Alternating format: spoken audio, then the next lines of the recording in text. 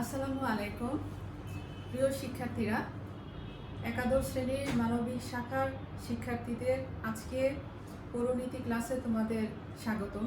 আশা করি তোমরা সবাই ভালো আছো, সবাই সুস্থ স্বাভাবিক আছো যে যেখানে অবস্থান করছো। আমি নওশীন তাহসিন, প্রভাষক, রাষ্ট্রবিজ্ঞান, ঢাকা কলেজ, ঢাকা। আজকে তোমাদের সাথে আমি গত ক্লাসে যেটি আলোচনা করছিলাম সুশাসন, সেই সুশাসনের আজকে এর পরবর্তী পর্যায়ে থেকে তোমাদের আজকে আমি পড়ানো শুরু করব। তো আজকে নতুন একটি সুশাসনের নতুন একটি বিষয় নিয়ে আলোচনা করার পূর্বে তোমাদের আমি এর বিগত ক্লাসে তোমাদের আমি যা পড়িয়েছিলাম, সুশাসন কাকে বলে, সুশাসনের এর বৈশিষ্ট্য, সুশাসনের প্রতিষ্ঠার সমস্যা এবং তার সমাধানের উপায়, এই বিষয়গুলো নিয়ে তোমাদের সাথে আমি গত ক্লাসে আলোচনা করেছিলাম। তো আজকে এরপর থেকে তোমাদের সাথে আমি আলোচনা করব। তো নতুন একটি টপিকস বা নতুন একটি সুশাসনের আরেকটি টপিকস নিয়ে আলোচনা করার পূর্বে তোমাদের এর পূর্ববর্তী ক্লাসের অল্প একটু তোমাদেরকে সাথে একটু আলোচনা করে নেই। যেমন আমরা গত ক্লাসে আমরা দেখেছিলাম যে সুশাসন আসলে একটি সুন্দর সমাজ ব্যবস্থা বা সুন্দর একটি রাষ্ট্রীয় ব্যবস্থাকে আমরা সুশাসন বলে থাকি। যে এমন একটি ব্যবস্থা যে 1917 সালে যখন বিশ্বের সমাজতান্ত্রিক রাষ্ট্রগুলো যখন প্রতিষ্ঠিত হয় এবং এই সমাজতান্ত্রিক রাষ্ট্রগুলোর যে তাদের নিজেদের ক্ষমতা এবং তার প্রবৃদ্ধি বৃদ্ধি করার জন্য বিশ্বব্যাপী রাষ্ট্রগুলোর মধ্যে যে একটি চরম প্রতিযোগিতামূলক একটি পরিবেশ তৈরি হয়েছিল, সেই প্রতিযোগিতামূলক পরিবেশের একটি কুফল বা প্রতিযোগিতামূলক পরিবেশের কুপ্রভাব থেকে সমাজ এবং রাষ্ট্র ব্যবস্থাকে বাঁচানোর জন্য বিশ্বের পুঁজিবাদী রাষ্ট্রগুলো পরবর্তীতে তারা এই সমাজতন্ত্র এবং পুঁজিবাদের যে ফলাফলের ব্যতিক্রম ঘটিয়ে তারা একটি নতুন রাষ্ট্র ব্যবস্থা বা নতুন একটি রাষ্ট্রের একটি জন্ম দিতে তারা সমর্থ হয় এবং সেটাকে আমরা বলি হচ্ছে জনকল্যাণকর রাষ্ট্র বা কল্যাণকর রাষ্ট্র। এই কল্যাণকর রাষ্ট্রের একটি অন্যতম ধারণা হচ্ছে সুশাসন। 1989 সালে বিশ্বব্যাংক সর্বপ্রথম এই ধারণাটির একটি প্রস্তাব উল্লেখ করেন। এই প্রস্তাবের প্রেক্ষিতে এমন একটি সমাজ ব্যবস্থা বা রাষ্ট্র ব্যবস্থাকে আমরা সুশাসন বলতে পারি, যেখানে শাসক এবং শাসিতদের মধ্যে একটি সুসম্পর্ক বজায় থাকবে, রাষ্ট্রে আইনের শাসন প্রতিষ্ঠা হবে, জনগণের বাক স্বাধীনতা নিশ্চিত হবে, জনগণ মৌলিক অধিকার সমূহ যথাযথভাবে ভোগ করবে, রাষ্ট্রের শাসকগণ আইনসভার নিকট তারা দায়বদ্ধ থাকবে, বিচার বিভাগের স্বাধীনতা থাকবে এবং এতে নির্বাচনের মাধ্যমে সরকার পরিবর্তন ঘটবে এবং নির্বাচনে জনসাধারণের অংশগ্রহণ থাকবে এবং এমন একটি রাষ্ট্রীয় ব্যবস্থা যেখানে প্রশাসন, সরকার দলীয়, বিরোধী দলীয় জোট সকলের রাষ্ট্রের কাছে একটি দায়বদ্ধতা বা জবাবদিহিতা নিশ্চিত করবে এবং রাষ্ট্রের নাগরিকগণ তারা রাষ্ট্রে বসবাসরত অবস্থায় তাই সেগুলোর প্রতি তারা অনুগত এবং বাধ্যগত থাকবে এবং সকল প্রকার রাজনৈতিক অস্থিতিশীলতা, রাজনৈতিক সহিংসতা, এই সব কিছু রাষ্ট্র থেকে তখন বিলোপ হবে।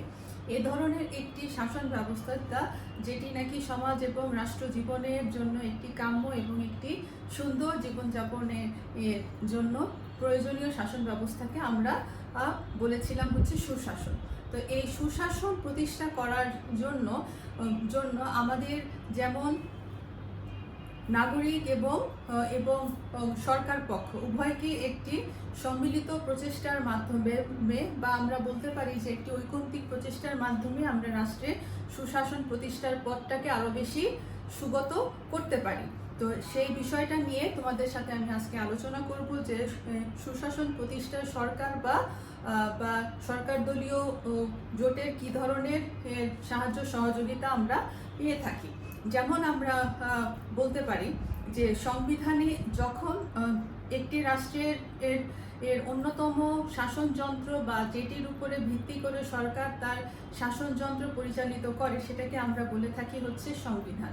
সংবিধানকে আমরা বলে থাকি রাষ্ট্র পরিচালনার দলিল।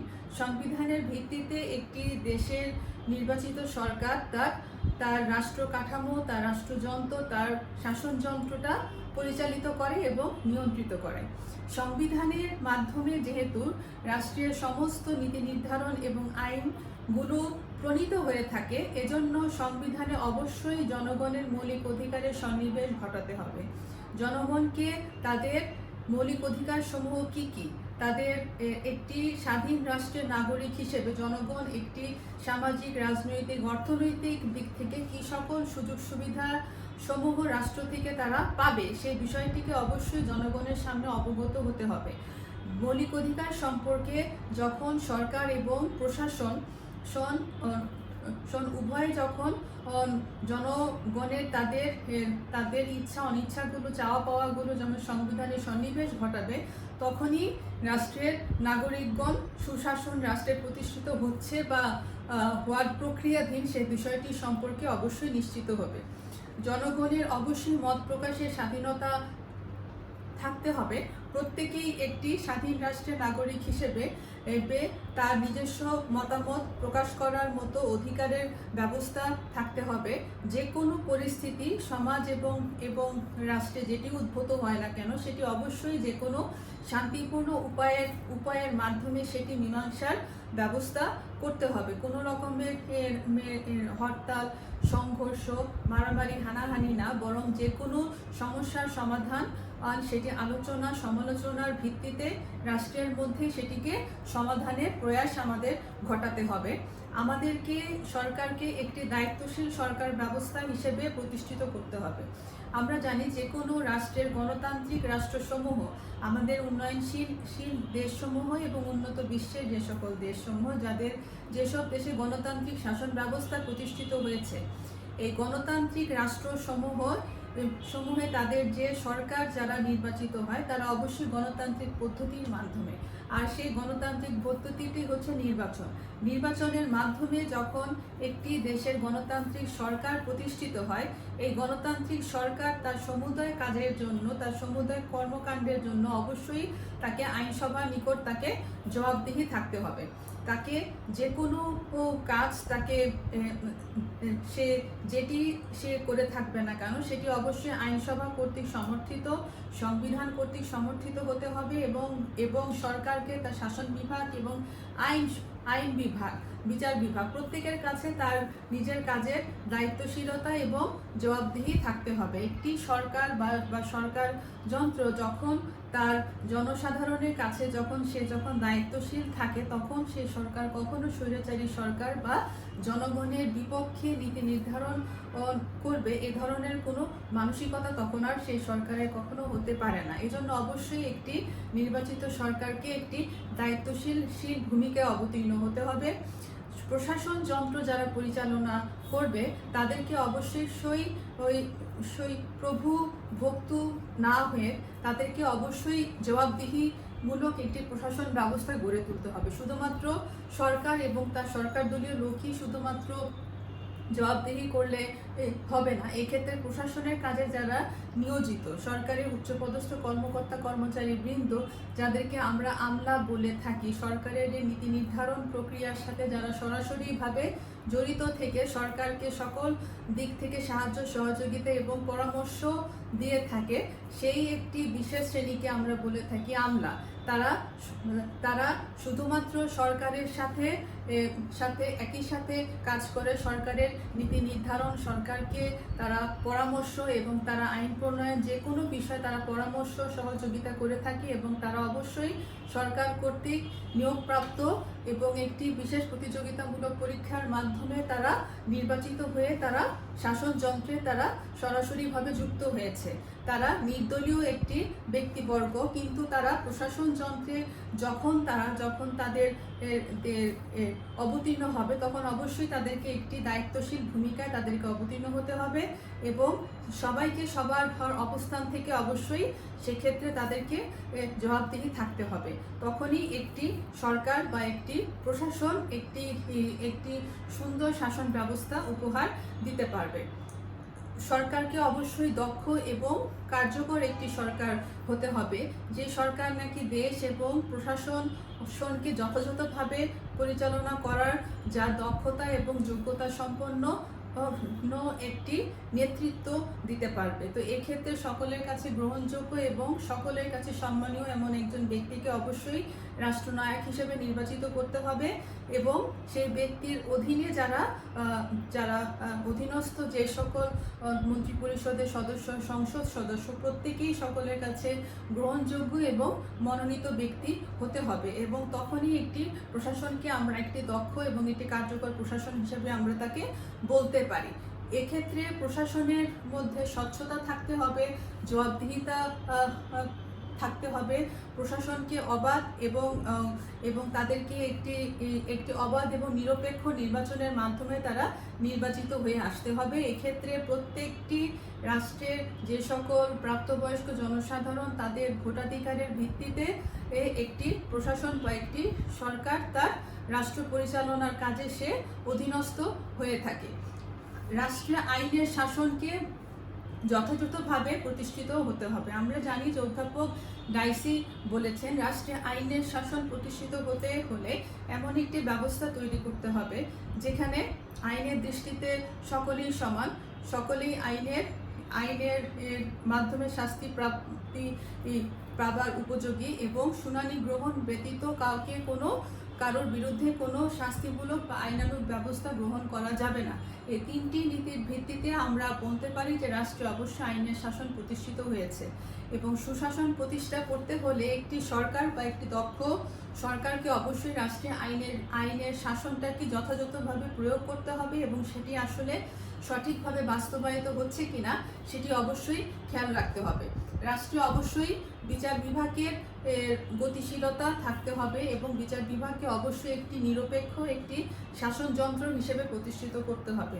বিচারকদের নিয়োগ প্রক্রিয়া এবং বিচারকদের যখন বিচার কার্য সম্পন্ন করে সেটি অবশ্যই প্রশাসন এবং প্রশাসনের ছত্রছায়ার বাইরে থেকে তাদেরকে এই কাজটি করতে হবে।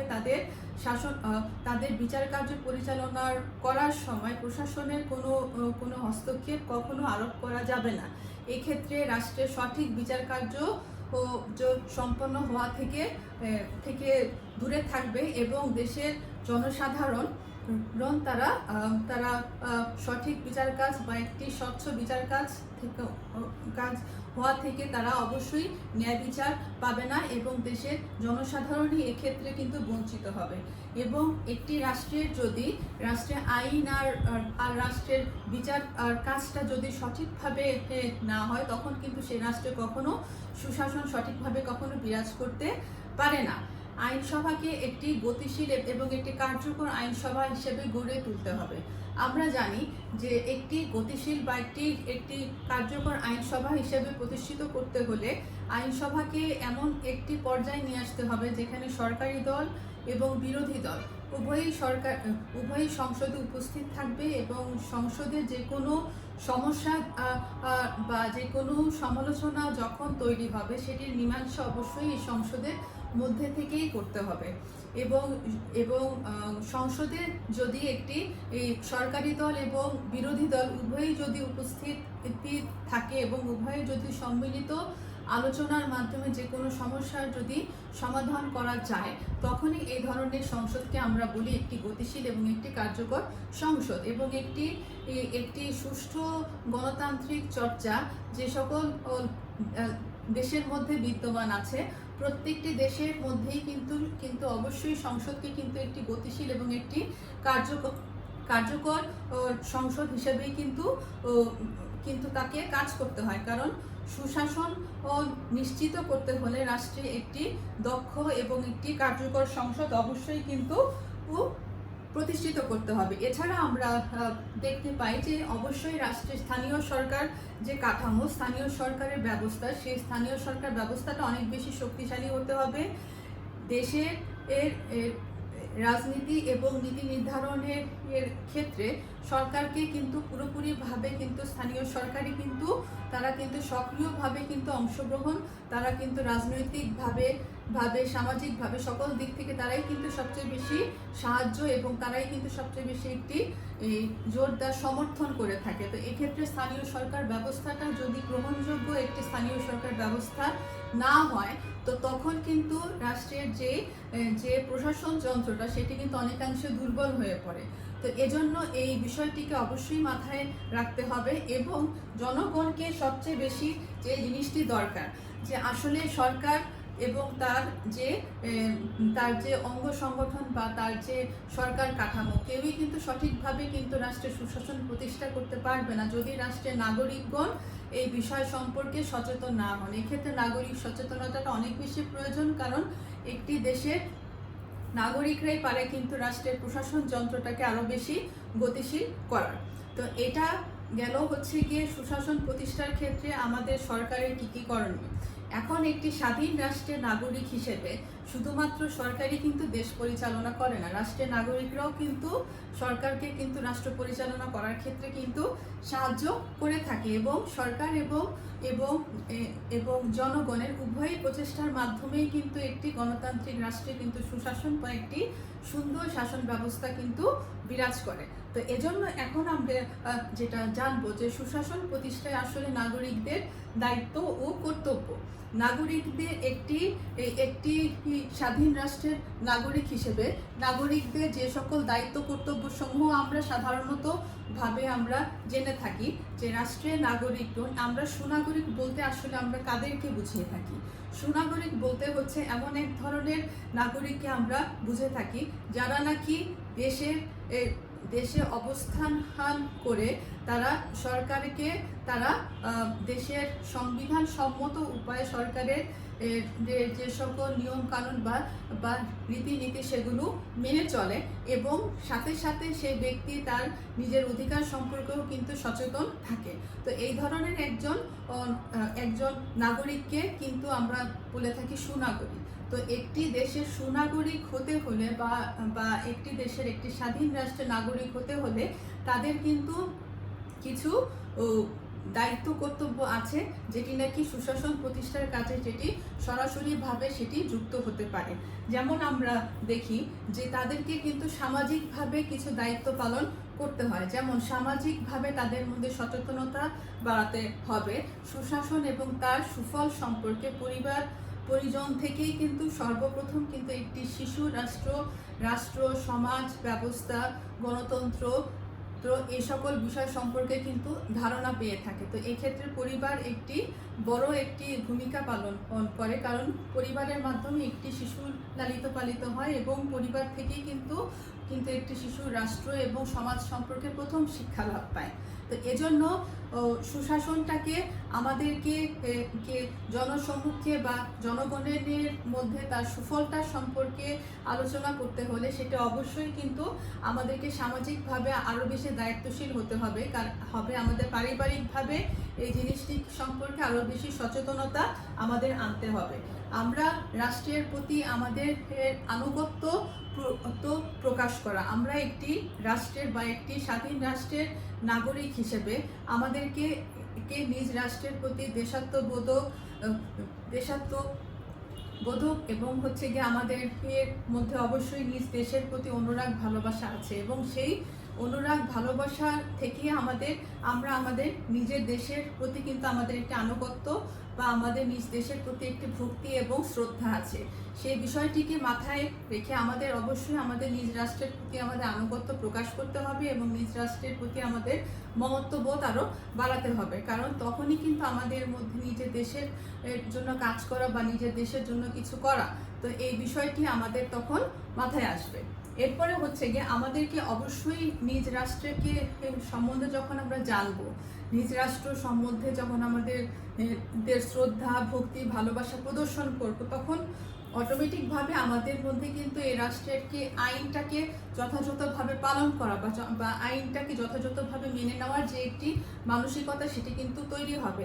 আমরা আমাদের দেশে আইনের প্রতি শ্রদ্ধা প্রদর্শন করব এবং সেই আইনটি যেন এটা আমাদেরকে নাগরিক হিসেবে সুনাগরিক হিসেবে আমাদের বুঝতে হবে যে রাষ্ট্রের সংবিধান কর্তৃক সমর্থিত যে আইনটি আসলে প্রশাসন আমাদের জন্য তৈরি করছে সেটি আসলে আমাদের প্রত্যেকেরই মঙ্গলের জন্য, এবং এই জিনিসটিকে মাথায় রেখে আমাদেরকে অবশ্যই রাষ্ট্রের আইনটাকে মান্য করতে হবে। যেমন তোমাদের একটি এখন উদাহরণ দেই, যে বর্তমানে আমাদের একটি করোনা ভাইরাসের বা কোভিড-19 যে একটি প্রভাব চলছে, তার জন্য আমাদের প্রত্যেকের কিন্তু মাস্ক পরা এখন বাধ্যতামূলক।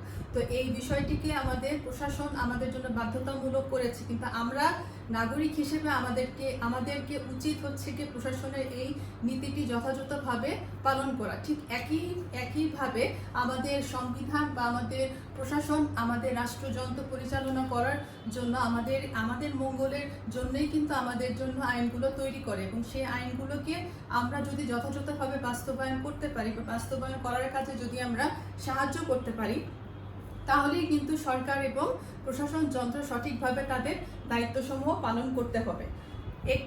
আমাদেরকে অবশ্যই নির্বাচনে যারা প্রাপ্তবয়স্ক জনসাধারণ তাদের ভোটাধিকারের মাধ্যমেই কিন্তু নির্বাচন বা একটি নির্বাচিত সরকার ক্ষমতায় আসে। একটি নির্বাচিত সরকার ক্ষমতায় আসার যে প্রক্রিয়াটা, সেটি আমাদেরকে অনেক বেশি স্বচ্ছতার সাথে এই ভূমিকাটা আমাদের পালন করতে হবে। এজন্য কারণ আমাদের দ্বারা নির্বাচিত ব্যক্তি কিন্তু পরবর্তীতে কিন্তু রাষ্ট্র ক্ষমতার সাথে কিন্তু সংযুক্ত হয়। তো আমাদেরকে অবশ্যই আমাদের এই নির্বাচনে বা আমাদের ভোট প্রদানের সময় আমাদের এমন একটি সরকার বা এমন একটি প্রশাসন আমাদেরকে উপহার দিতে হবে, যেই ব্যক্তি বা যেই নেতৃত্ব যেন সকলের কাছে দক্ষ, যোগ্য এবং সকলের কাছে যেন মানানসই বা এই দেশটাকে একটি সঠিক পথে বা একটি উন্নয়নের দিকে নিয়ে যাওয়ার জন্য সেই দল বা সেই নেতৃত্ব একটি উপযোগী একটি প্রশাসন। তো এমন একটি প্রশাসনকে কিন্তু আমরাই আসলে ভোট দিয়ে সামনে আনতে পারি। তো এই জন্য আমাদেরকে অবশ্যই দক্ষ এবং যোগ্য ব্যক্তিকে নির্বাচন করতে হবে। আরেকটি গুরুত্বপূর্ণ জিনিস, সেটি হচ্ছে কি একটি স্বাধীন রাষ্ট্রের নাগরিক হিসেবে বা আমরা বাংলাদেশি জনসাধারণ হিসেবে আমরা এই দেশে আমরা বসবাস করি। তা আমাদেরকে অবশ্যই আরেকটি গুরুত্বপূর্ণ জিনিস অবশ্যই করতে হবে, সেটা হচ্ছে নিয়মিতভাবে কর প্রদান করার। কারণ এই জিনিসটি আমাদেরকে মাথায় রাখতে হবে যে আমাদের প্রদত্ত করের মাধ্যমে কিন্তু সরকার তার প্রশাসন যন্ত্র পরিচালনা করে। তো এজন্য যদি যার যেরকম সামর্থ্য আছে, যার আয় অনুযায়ী তার করটা নির্ধারণ করা হয়, এবং তাদের আয়ের জনসাধারণের প্রত্যেকের তাদের আয়ের একটি নির্দিষ্ট অংশ বছরে একবার সরকারের কোষাগারে জমা দিয়ে থাকে, তাকে আমরা বলে থাকি রাজস্ব আয় সরকারের। তো এরকম এই করের মাধ্যমেই কিন্তু সরকারের তার রাষ্ট্র পরিচালনা করার যে প্রধান যে সেক্টর বা যে খাত, সেটি হচ্ছে এই কর বা রাজস্ব আয়। তো এটিকে সরকার যেন কোনো রকম বাধা বিঘ্ন ছাড়া আমরা যদি সহযোগিতা করি, তাহলে কিন্তু সরকার এই করটাকে আদায়টাকে আরো বেশি সচ্ছলভাবে করতে হবে। তো এক্ষেত্রে আমাদের অবশ্যই সরকারকে যথাযথভাবে আমাদেরকে সহযোগিতা করতে হবে। এছাড়া আমাদের যাদের সন্তান আছে, আমাদের প্রত্যেকের সন্তানদের উচিত এই বিষয়টি শিক্ষা দেওয়ার, যে একটি সুনাগরিক হিসেবে প্রত্যেকটি সন্তান যেন গড়ে ওঠে। কেউ যেন রাষ্ট্রের জন্য বোঝা না হয়, রাষ্ট্রের নিয়ম নীতি আইন শৃঙ্খলা যেন প্রত্যেকেই মেনে চলে, এবং একটি সুন্দর এবং একটি রাষ্ট্র ব্যবস্থা যেন আমরা উপহার দিতে পারি। আমাদেরকে জনসাধারণকে বা আমাদের যারা নাগরিক, আমাদেরকে এমন একটি রাজনৈতিক দলকে আমাদের নির্বাচন করতে হবে যারা নাকি উদার এবং প্রগতিশীল এবং যাদের নির্বাচনের ইশতেহার বা যাদের নির্বাচনের যে অঙ্গীকার সমূহ যেন যুগ উপযোগী। যেরকম এখন বর্তমানে আমরা ডিজিটালাইজ পদ্ধতির দিকে যাচ্ছি, তো এই ধরনের সময়ের সাথে কিন্তু পরিবর্তনের যে রূপরেখা, সেটিও কিন্তু পাল্টে যাচ্ছে। তো এভাবে একজন যেই দলকে আমরা সমর্থন করব, সেই দলের নিয়ম নীতি বা তাদের যে চিন্তাধারা, সেটি অবশ্যই উদার এবং প্রগতিশীল হতে হবে। এছাড়া আমাদের যে জাতীয় যে সকল সম্পদ সমূহ যেরকম আছে, যেমন আমাদের রাস্তাঘাট, আমাদের যে এরপর আমাদের রাস্তাঘাট, গাড়ি ঘোড়া, ঠিক আছে, প্রত্যেকেরই যার যার নিজস্ব যে একটি সম্পদ ব্যবস্থা।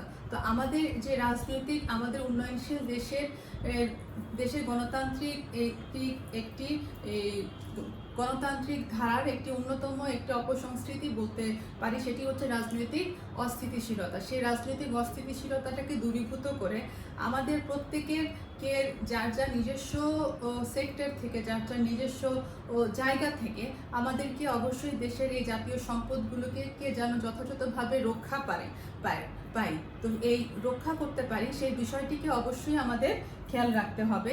এছাড়া সর্বশেষে যেই জিনিসটি সবচেয়ে বেশি গুরুত্বপূর্ণ, সেটি হচ্ছে গিয়ে আমাদের সংবিধান। যেহেতু আমরা বলেছিলাম যে সংবিধান হচ্ছে রাষ্ট্র পরিচালনা করার মূল দলিল, তা আমাদের সংবিধানে আমাদেরকে একটি স্বাধীন রাষ্ট্রের নাগরিক হিসেবে আমাদের সমস্ত অধিকার এবং কর্তব্য কিন্তু সংবিধানে উল্লেখ আছে। সেই সংবিধানটা আমাদের অবশ্যই মেনে চলতে হবে। আমাদের কর্মকাণ্ড এবং আমাদের আচার ব্যবহারে আমাদের এমন কোনো কিছু আমরা প্রকাশ করতে পারবো না যেটি নাকি আসলে সংবিধান বহির্ভূত বা সংবিধানের বাইরে।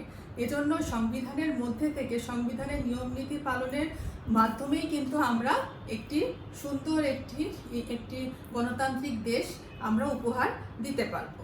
তো এভাবে হচ্ছে গিয়ে সরকার সুশাসন প্রতিষ্ঠার ক্ষেত্রে সরকার আমাদের জন্য কি করতে পারে, ঠিক একইভাবে আমরা একটি স্বাধীন রাষ্ট্রের নাগরিক হিসেবে আমাদের যে নিজস্ব দায়িত্ব কর্তব্য সমূহ যেগুলো আছে সেই বিষয়গুলো সম্পর্কে এখন জানলাম। এখন সবার শেষে যে জিনিসটি নিয়ে এখন আলোচনা করব সেটি হচ্ছে আসলে সুশাসনের গুরুত্বটা কেন। যে আমরা যদি সুশাসনের গুরুত্ব বা সুশাসনের ইম্পর্টেন্সটা যদি আলোচনা করতে যাই, তাহলে আমাদের সামনে তিনটি ক্ষেত্র আসবে: সামাজিক, রাজনৈতিক এবং অর্থনৈতিক ক্ষেত্রে। সামাজিক ক্ষেত্রে প্রয়োজন যে আসলে একটি ব্যক্তি, প্রথমে একটি শিশু থাকে, শিশু থেকে আস্তে আস্তে সে ব্যক্তি বা বৃদ্ধ পর্যায়ে উপনীত হয়। তো এভাবে একটি শিশু থেকে একটি বৃদ্ধ হবার পর্যন্ত তার যে বয়সের যে সময়সীমা, তো এক একটি পর্যায়ে একটি বাচ্চা এক এক রকমভাবে সমাজে তার নিজস্ব অবদানগুলো কিন্তু দিতে পারে। তো এবং এই যে একটি শিক্ষা বা এই যে একটি সুনাগরিক বা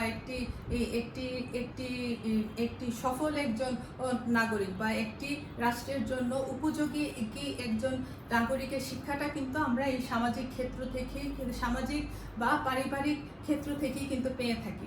তো এই যে আমাদের যে বিবর্তনটা, তো এই বিবর্তনটা আমরা আমাদের যার যার নিজস্ব অবস্থান থেকে আমাদের এই যে সাহায্য সহযোগিতা করার মনোভাব, পরের প্রতি আমাদের সদাচার, আমাদের মহানুভবতা, শিষ্টাচার, সহমর্মিতা, সহনশীলতা, এই যে মানবিক গুণাবলীর সংমিশ্রণ আমরা দেখতে পাই, সেটা কিন্তু আসলে পরিবার বা সামাজিক ক্ষেত্র থেকেই কিন্তু আমরা সর্বপ্রথম পেয়ে থাকি এবং এই শিক্ষাটা কিন্তু আমাদের সুশাসন আমাদের দিয়ে থাকে। ঠিক একইভাবে যদি আমরা রাজনৈতিক ক্ষেত্র থেকে আমরা যদি আলোচনা করি, যে এই যে একটি সহনশীলতা বা এই যে সুশাসনের যে নীতিটা, এটি যদি আমরা আমাদের রাজনৈতিক ক্ষেত্রে আমরা যদি প্রয়োগ করি, তাহলে আমরা দেখব যে সরকারি দল এবং বিরোধী দল উভয়ের সাথে কিন্তু বৈরী সম্পর্কর বদলে একটি সুন্দর একটি মধুর সম্পর্ক প্রতিষ্ঠিত হবে। রাষ্ট্রের যে প্রশাসন কাঠামো সেটি আরও বেশি জবাবদিহি হবে, দায়িত্বশীল হবে, সরকারও আরও অনেক দায়িত্বশীল ভূমিকায় অবতীর্ণ হবে। সংখ্যালঘু এবং যারা সংখ্যাগরিষ্ঠ উভয়ের মধ্যে যে একটি বৈষম্যমূলক মনোভাব, সেটি আস্তে আস্তে বিলোপ হবে এবং একটি সুন্দর সমাজ কাঠামো বা একটি রাষ্ট্র কাঠামো আমরা উপহার দিতে পারবো। এবং সর্বশেষে আমরা দেখি অর্থনৈতিক ক্ষেত্রে আমাদের সুশাসন অনেক বেশি উপযোগী ভূমিকায় অবতীর্ণ হয়। কারণ একটি দেশের যখন রাজনৈতিক ব্যবস্থা যখন অস্থিতিশীল থাকে বা প্রশাসন যন্ত্র যখন ভঙ্গুর থাকে বা দুর্বল থাকে, তখন বিদেশি যারা উদ্যোক্তা যারা আছে তারা কিন্তু দেশে কিন্তু বিনিয়োগ করতে কিন্তু আগ্রহী থাকে না, কারণ আমাদের দেশের রাজনৈতিক ব্যবস্থাটা অস্থিতিশীল বা ভঙ্গুর। তো তখন দেখা যায় যে সরকারের জাতীয় আয় কমে যায়, ব্যবসা বাণিজ্যের ক্ষেত্রে একটি একটি প্রধান যে ধস বা লস আমরা দেখতে পারি, ঠিক একইভাবে কিন্তু সরকারের কিন্তু রাজস্ব খাতও কিন্তু কমে যায়। তো এভাবে কিন্তু দেশের অর্থনীতির চাকাটাকে সচল রাখার জন্য আমাদের কিন্তু রাজনৈতিক অর্থনৈতিক সকল দিকটি কিন্তু একটির সাথে আরেকটি সম্পর্কযুক্ত, এবং যদি একটি ক্ষেত্র যদি সহযোগিতামূলক মনোভাব পোষণ না করে তাহলে কিন্তু বাকিদের কারোর পক্ষে কিন্তু একার পক্ষে কাজ করা কখনো সম্ভব না। এজন্য প্রত্যেকে যার যার নিজস্ব অবস্থানে থেকে যদি একটি সুন্দর বা একটি সফল কাঠামো যদি উপহার দিতে পারে তাহলে কিন্তু সুশাসনটাকে কিন্তু যেটি নিয়ে আমরা আলোচনা করছিলাম যে গুরুত্বটা কিন্তু বৃদ্ধি পাবে। তো আশা করি প্রত্যেকেই এতক্ষণে সুশাসন তোমরা বুঝতে পেরেছ। আসলে সুশাসন হচ্ছে এমন একটি ক্ষেত্র যে একটি গণতান্ত্রিক রাষ্ট্রকে একটি সফল এবং সুন্দরভাবে উপস্থাপিত করে, এবং রাষ্ট্রের দিনমজুর থেকে শুরু করে প্রশাসনে যারা উচ্চ পর্যায়ে যারা অবস্থান করছে প্রত্যেকে যার যার নিজস্ব অবস্থান থেকে যার যার দৈনন্দিন কর্মকাণ্ডগুলো রাষ্ট্রের প্রতি সে যদি যথাযথভাবে পালন করে তাহলেই কিন্তু দেশে একটি সুন্দর শাসন ব্যবস্থা বিরাজ করবে। আর সুশাসন একটি সুন্দর গণতান্ত্রিক শাসন ব্যবস্থারই কিন্তু ইঙ্গিত প্রদান করে। তো আজকে এর মাধ্যমে তোমাদের সাথে আমার দ্বিতীয় অধ্যায় সুশাসন পড়া আমার শেষ হলো। আগামী ক্লাসে আরেকটি অন্য টপিক নিয়ে তোমাদের সাথে আলোচনা করব। সেই পর্যন্ত সবাই ভালো থাকো।